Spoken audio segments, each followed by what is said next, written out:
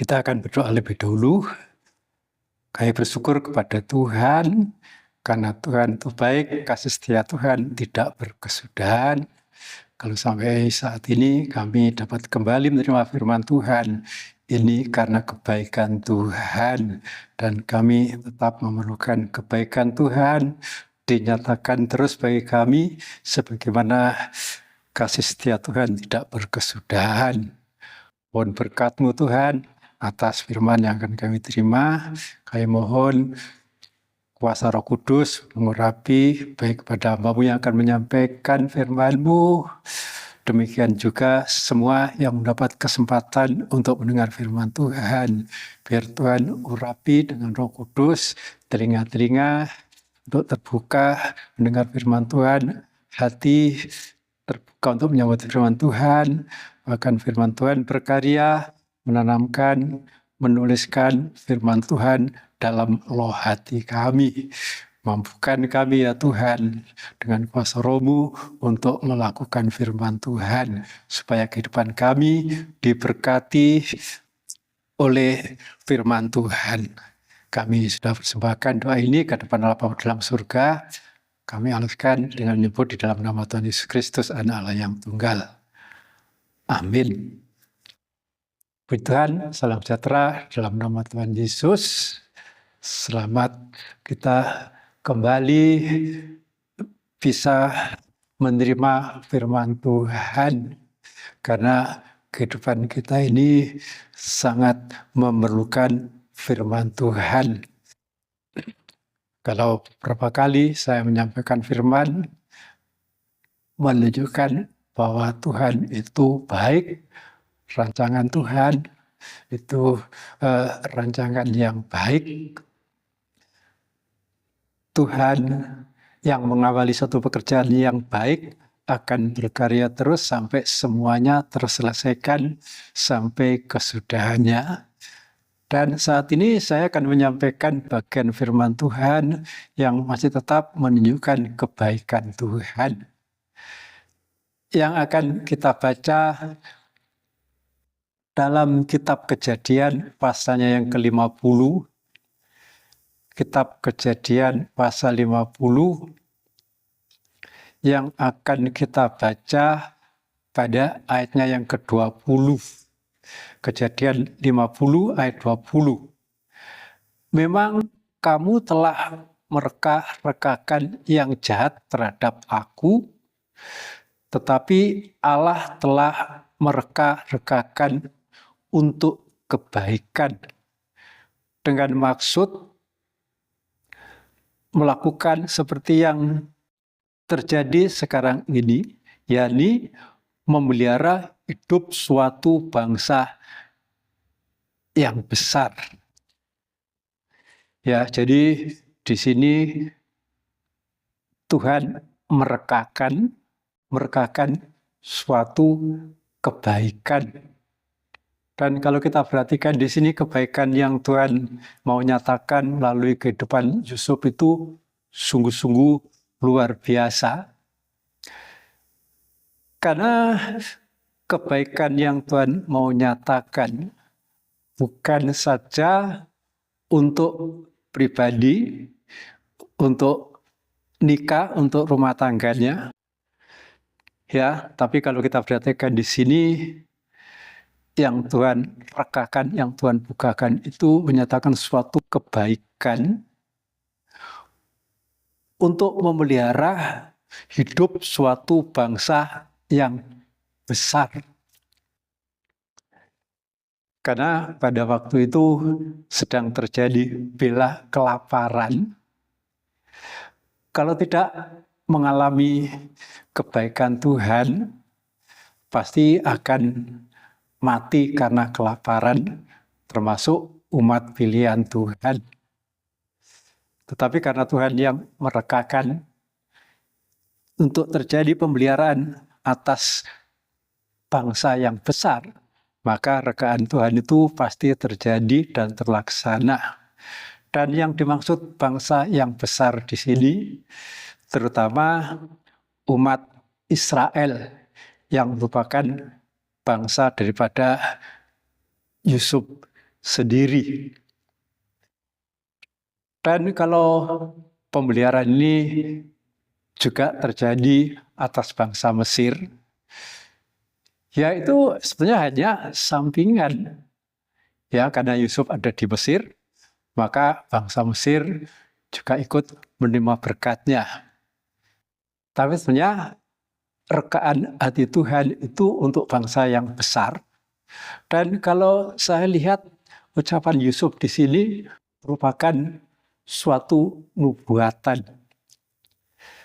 Karena pada waktu zamannya Yusuf itu, orang Israel itu jumlahnya masih relatif sangat sedikit. Ya, yang datang ke Mesir itu berjumlah 70.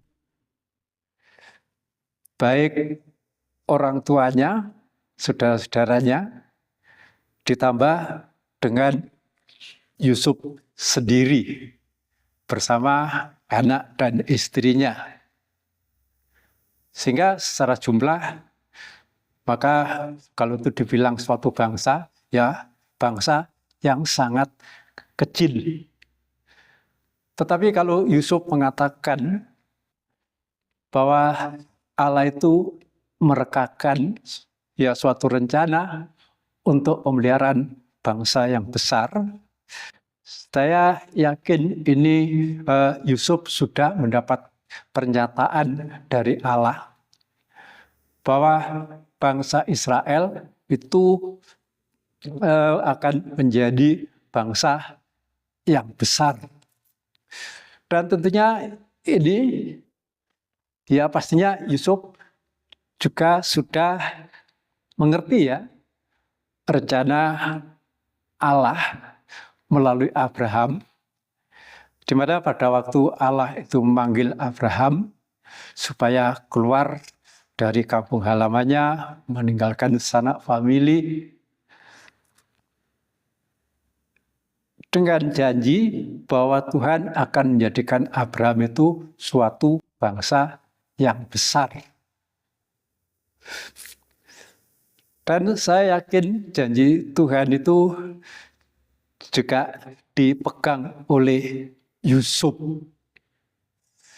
Sehingga dengan iman Yusuf mengatakan bahwa yang dipelihara itu adalah bangsa yang besar. Walaupun pada waktu itu kenyataannya masih relatif sangat sedikit, hanya 70 orang.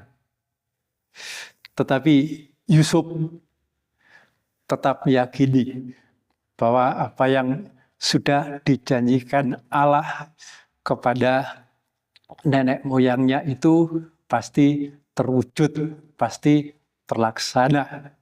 Karena janji Tuhan itu tidak pernah gagal. Tuhan yang berjanji itu setia, dan janji Tuhan itu bagaikan hujan yang turun dari langit ke bumi, tidak akan kembali ke langit dengan sia-sia, tapi akan membasahi bumi, membuat subur, menumbuhkan tanaman yang berguna bagi manusia, dan mengeluarkan benih bagi penabur. Dan firman yang diperintahkan oleh Allah itu pasti terlaksana. Dan ini di kemudian hari memang betul-betul terjadi. Ya bahkan sampai di zaman kita sekarang. Walaupun bangsa Israel melewati berbagai-bagai tantangan, berbagai-bagai ancaman, tetapi rencana Tuhan untuk menjadikan bangsa Israel itu bangsa yang besar itu tidak mungkin gagal. Ya, dan kalau kita sedikit telusuri di sini, sebelum bangsa Israel yang jumlahnya 70 orang itu berada di Mesir, mereka sudah terancam dengan bala kelaparan. Setelah berada di Mesir, mereka itu mengalami perbudakan. Ya, mengalami penganiayaan. Dan itu berjalan terus sampai di zaman kita sekarang, di mana orang Israel itu melewati diaspora, ya, tersebar ke seluruh dunia. Tetapi Tuhan yang berjanji akan mengumpulkan mereka kembali dari seluruh dunia, di mana mereka itu tersebar, tercerai-berai. Tuhan akan mengumpulkan kembali. Dan terbukti di zaman kita sekarang, dia betul-betul terkumpul kembali menjadi suatu negara yang merdeka. Dan saya yakin itu bukan kebetulan, bukan berjalan karena kedikdayaan orang Israel, ya, orang Yahudi, tetapi itu sudah merupakan jalur rencana Tuhan. Dan kalau Tuhan, ya, merekakan suatu kebaikan untuk memelihara hidup bangsa yang besar,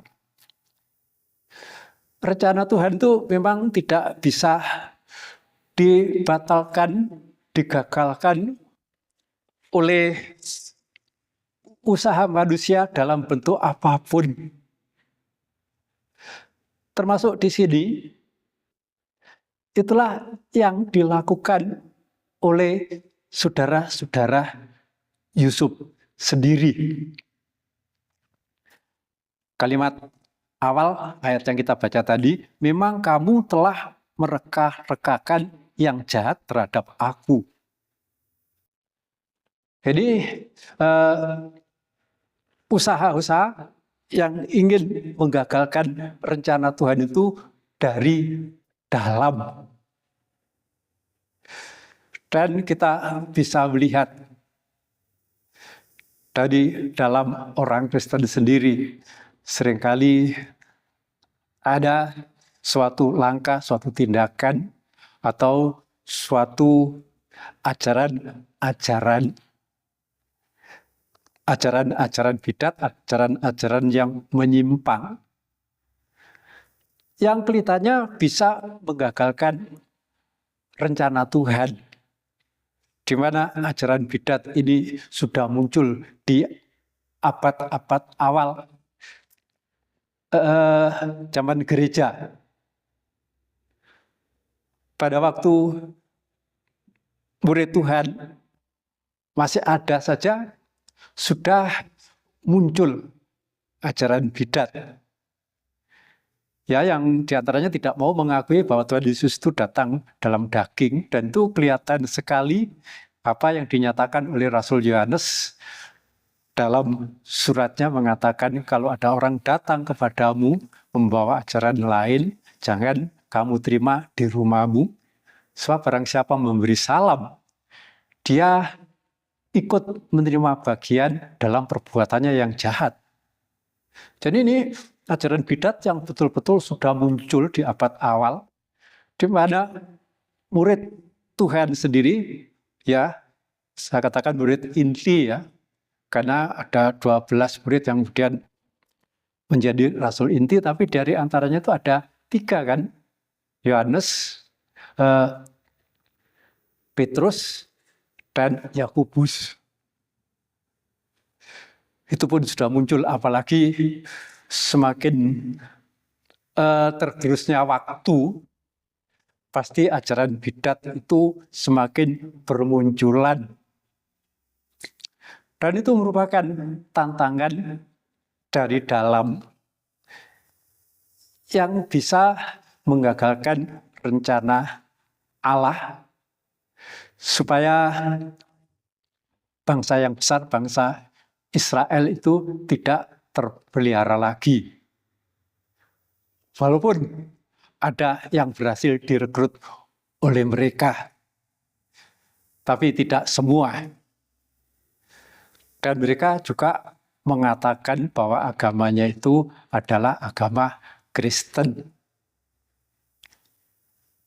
Dan di sini, saudara, kalau kita melihat bahwa saudara-saudaranya sendiri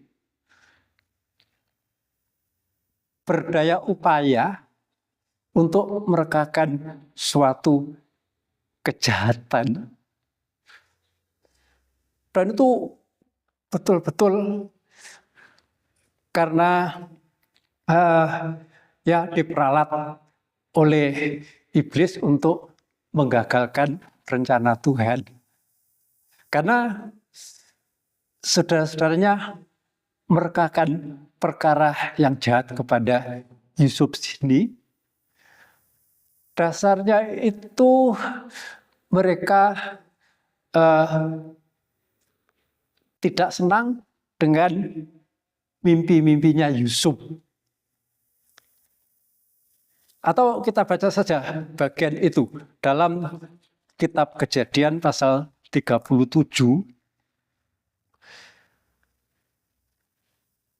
Kita akan baca beberapa ayat.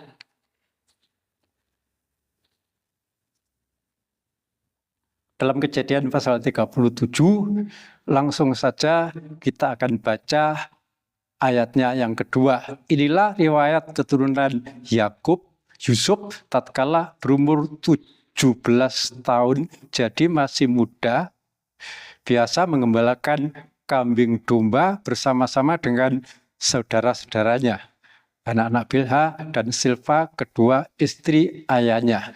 Dan Yusuf menyampaikan kepada ayahnya kabar tentang kejahatan saudara-saudaranya. Israel lebih mengasihi Yusuf dari semua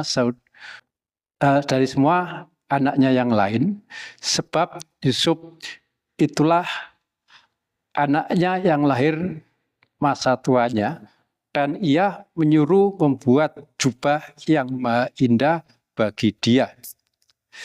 Sebab dilihat oleh saudara-saudaranya bahwa ayahnya lebih mengasihi Yusuf dari semua saudaranya, maka bencilah mereka itu kepadanya dan tidak mau menyapanya dengan ramah. Pada suatu kali bermimpilah Yusuf, lalu mimpinya itu diceritakannya kepada saudara-saudaranya, sebab itulah mereka lebih benci lagi kepadanya. Karena katanya kepada mereka, coba dengarkan mimpi yang kumimpikan ini.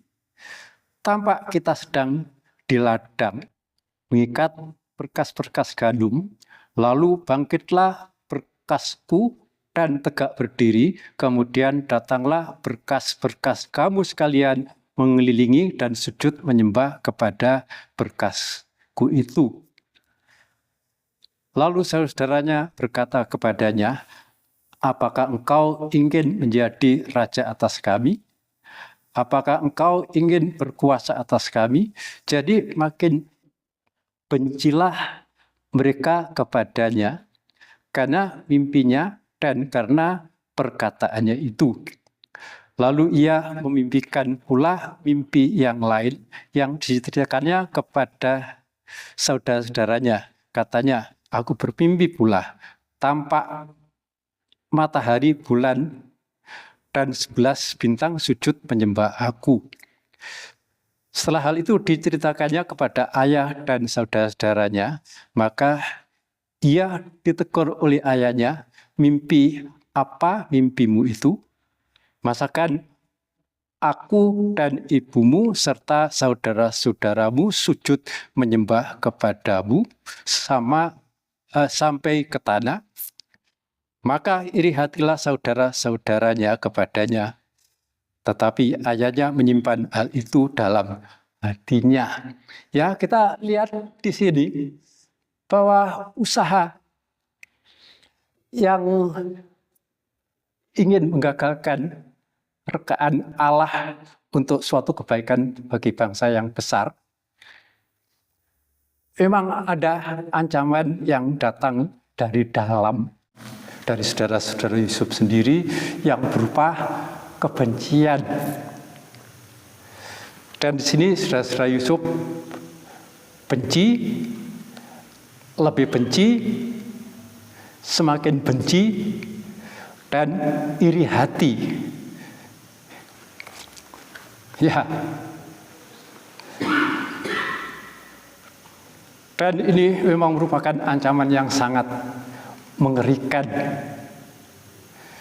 Sebabnya kita mohon kemurahan Tuhan, supaya Tuhan memenuhi kita ini dengan kasih Tuhan.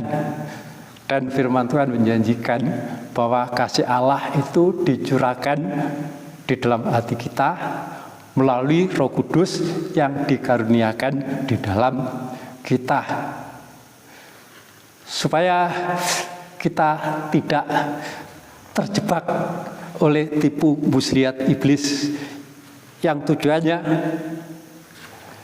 untuk menggagalkan rekaan hati Allah, rencana Allah untuk memelihara hidup bangsa yang besar. Tetapi kebencian itu juga bisa menyebabkan si pembenci itu sendiri mengalami kegagalan untuk menerima rencana Allah. Dari saudara-saudara Yusuf sendiri yang membenci Yusuf, karena Yusuf itu lebih dikasih oleh ayahnya lebih dari mereka.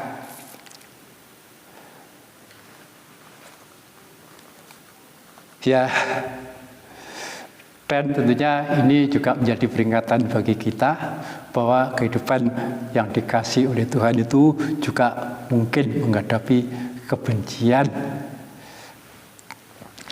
Kemudian semakin benci atau bertambah benci, lebih benci, karena Yusuf itu mendapat mimpi dan menceritakan mimpinya, di mana Yusuf dan saudara-saudaranya sedang mengikat berkas gandum di ladang. Kemudian berkasnya Yusuf itu tetap tegak berdiri, dan 11 berkas dari kepunyaan saudara-saudaranya itu mengelilingi dan sujud.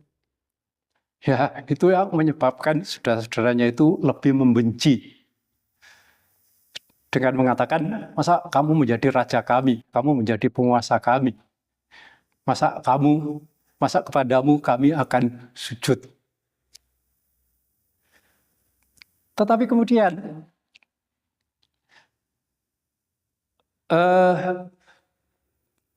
Yusuf bermimpi lagi, melihat ada matahari, bulan, dan 11 bintang yang sujud kepadanya. Kemudian itu semakin membuat saudara-saudaranya itu membenci. Dan memang Yakub menegur, masakan kami, ayahmu juga akan bersujud kepadamu. Di ayat yang kita baca tadi cuma ayahnya ya, cuma Yakub. Karena pada waktu itu ibunya Rahel kan memang sudah dipanggil oleh Tuhan. Jadi saudara-saudaranya itu membenci Yusuf, merancangkan atau merekakan suatu kejahatan kepada Yusuf itu sebetulnya karena mereka itu benci pada Yusuf, mendengar mimpi Yusuf itu. Itu terbukti pada waktu Yusuf diutus oleh ayahnya untuk melihat saudara-saudaranya yang sedang menggembalakan. Dan waktu Yusuf belum sampai saudara-saudaranya dan saudara-saudaranya sudah tahu, mereka berunding. Itu si tukang mimpi datang. Mari kita bunuh. Dan nanti kita akan lihat apa yang akan terjadi mengenai mimpi-mimpinya itu. Ya, kita baca ayatnya yang ke-20. Sekarang, marilah kita bunuh dia dan kita lemparkan ke dalam salah satu sumur ini. Lalu kita katakan, seekor binatang buas telah menerkamnya. Kalimat seterusnya kita perhatikan. Dan kita akan melihat nanti bagaimana jadinya mimpinya itu. Ya, jadi dari ayat ini jelas bahwa saudara-saudaranya itu merencanakan yang jahat untuk melakukan pembunuhan kepada Yusuf karena mereka itu sangat tidak senang dengan mimpi-mimpinya. Ya, dengan mereka merencanakan mau membunuh Yusuf dengan dengan tantangan untuk mengetahui nanti apa jadinya mengenai mimpi-mimpinya Yusuf itu. Kalau Yusuf itu kami bunuh, kita bunuh. Dan cara Tuhan untuk melaksanakan rencana yang baik ini sungguh-sungguh luar biasa. Ternyata dari antara saudara-saudaranya itu ada yang tidak setuju kalau Yusuf itu dibunuh. Itulah Yehuda dan Ruben. Ya, jadi tetap ada bagaikan lowongan yang sangat kecil, tetapi rencana Tuhan itu pasti terlaksana. Ya, dan betul-betul rencana Tuhan itu terlaksana. Sebab setelah Yusuf melewati pergumulan yang begitu dahsyat, ya, yang dibuang ke dalam sumur oleh saudara-saudaranya, dijual, kemudian dibeli oleh keluarga Potifar, difitnah, dipenjara, dan dipenjara, dilupakan oleh orang yang pernah ditolongnya. Akhirnya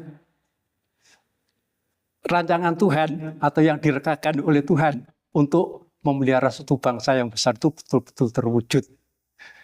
Ya, dengan peristiwa yang terjadi pada waktu itu terjadi bila kelaparan bukan saja di Mesir, termasuk di tanah Kanaan. Ya, dan dengan terjadinya bila kelaparan di Mesir inilah itu suatu proses yang sungguh-sungguh luar biasa, tapi itu atas izin Tuhan yang menyebabkan kemudian bangsa Israel itu berada di Mesir. Dan apa yang merupakan mimpi dari Yusuf yang digambarkan bagaikan 11 berkas gandum yang diikat mengelilingi sujud, itu betul-betul terjadi. Di mana pada waktu saudara-saudaranya datang ke Mesir untuk mencari bahan makanan, karena saudara-saudaranya tidak kenal bahwa itu adalah Yusuf sebagai penguasa di Mesir, mereka sujud, ya, mukanya sampai ke tanah. Kemudian itu dilakukan lagi, yaitu peristiwa yang terjadi pada waktu pertama kali saudara-saudaranya datang ke Mesir, dan itu terjadi lagi pada waktu saudara-saudaranya datang untuk kedua kali mencari bahan makanan. Ya, sehingga visi atau penglihatan melalui firman Tuhan yang dinyatakan kepada Yusuf melalui mimpi itu betul-betul terjadi. Dan kalau saya perhatikan berdasarkan firman Tuhan sesuai dengan pernyataan Yusuf, ada lebihnya. bukan saja saudara-saudaranya itu terbukti menyembah bertelut di hadapan Yusuf sampai mukanya ke tanah. Ya, kalau kita baca pada Kejadian pasalnya yang ke-45, ayatnya yang ke-8, atau lengkapnya ayatnya yang ke-7 kita akan baca. Maka Allah telah menyuruh aku mendahului kamu untuk menjamin kelanjutan keturunanmu di bumi ini dan untuk memelihara hidupmu sehingga sebagian besar daripadamu tertolong tetap hidup. Ini memang misi utamanya rencana Tuhan. Ya, rekaan hati Tuhan melalui Yusuf yang melewati proses yang begitu mengerikan. Tapi masih ada yang merupakan bagaikan bonus ya, bagaikan lebih ayat 8. Jadi bukanlah kamu yang menyuruh aku ke sini atau ke Mesir, tetapi Allah. Dialah yang telah menempatkan aku sebagai bapa bagi Firaun dan tuan atas seluruh istananya dan sebagai kuasa atas seluruh tanah Mesir. Ya, jadi ini jauh lebih besar, jauh lebih banyak daripada visi yang Tuhan sudah nyatakan melalui firman-Nya. Yang pasti, rekaan hati Tuhan untuk memelihara bangsa Israel, bangsa yang besar itu memang betul terjadi. Tetapi di luar itu juga ada perkara yang luar biasa yang terjadi, di mana Yusuf menjadi bapa bagi Firaun, padahal Firaun itu raja Mesir, penguasa Mesir. Kemudian Yusuf juga apa di sini, dan tuan atas seluruh istananya, serta menjadi penguasa atas seluruh tanah Mesir. Ya, jadi kita melihat bahwa visi atau pernyataan yang Tuhan nyatakan itu pasti terwujud, walaupun untuk mewujudkan itu bagi kehidupan yang sudah mendapat visi dari Tuhan, kalau bagi Yusuf kan melewati mimpi ya. Mimpi itu kan merupakan pernyataan dari Tuhan yang dinyatakan kepada Yusuf. Mungkin kita mendapat visi dari Tuhan bukan merupakan penglihatan ya, tapi melalui pencilian mata rohani untuk bisa menerima rencana Tuhan dalam firman-Nya. Dan kita harus meyakini bahwa apa yang direncanakan oleh Tuhan melalui firman-Nya itu pasti terjadi, itu pasti terlaksana. Walaupun untuk mencapai tujuan itu memang melewati suatu proses. Karena firman Tuhan dalam kitab Mazmur mengatakan bahwa firman Tuhan itu murni, teruji 7 kali lebih dari perak. Saya akan bacakan dalam Mazmur 12 ayat 7. Janji Tuhan adalah janji yang murni, bagaikan perak yang teruji 7 kali dimurnikan dalam dapur peleburan di tanah. Ya, ini firman Tuhan. Demikian juga kehidupan yang menerima firman Tuhan, yang menerima janji Tuhan. Seringkali sebelum janji itu menjadi kenyataan, kehidupan yang menerima firman Tuhan itu bisa menghadapi ujian. Tetapi yang pasti, apa yang direncanakan Tuhan, apa yang dijanjikan oleh Tuhan, apa yang direkakan oleh hati Tuhan, pasti terwujud, pasti terlaksana. Bahkan Tuhan itu berkuasa melakukan lebih dari janji Tuhan yang kita terima, yang kita pegang, yang kita percayai. Puji Tuhan, Tuhan memberkati. Kita akan berdoa. Puji syukur kami persembahkan ke hadapan hadirat-Mu, ya Allah kami yang baik, dengan menyebut di dalam nama Tuhan Yesus, Anak Allah yang tunggal. Kasih setia Tuhan tidak berkesudahan bagi kami yang telah menerima pernyataan Tuhan melalui firman Tuhan. Walaupun apa yang kami terima, firman yang kami terima belum terjadi, pasti ada saatnya terjadi.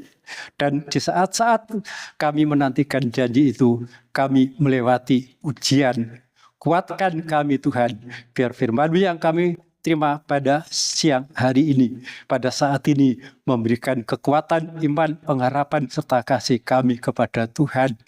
Sementara kami menantikan apa yang Tuhan sudah perlihatkan, Tuhan nyatakan melalui firman Tuhan, melalui rencana-rencana Tuhan, mengenai janji-janji Tuhan, sampai menjadi kenyataan, menjadi wujud dalam kehidupan kami.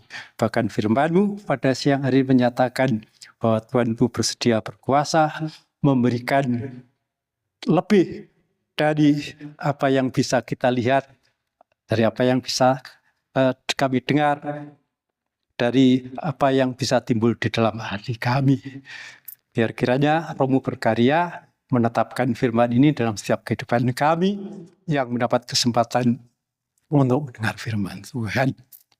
Kami persembahkan doa ucapan syukur terima kasih permohonan ini ke hadapan Allah pada dalam surga. Kami alaskan hanya dengan menyebut di dalam nama Tuhan Yesus Kristus. Amin. Tuhan memberkati.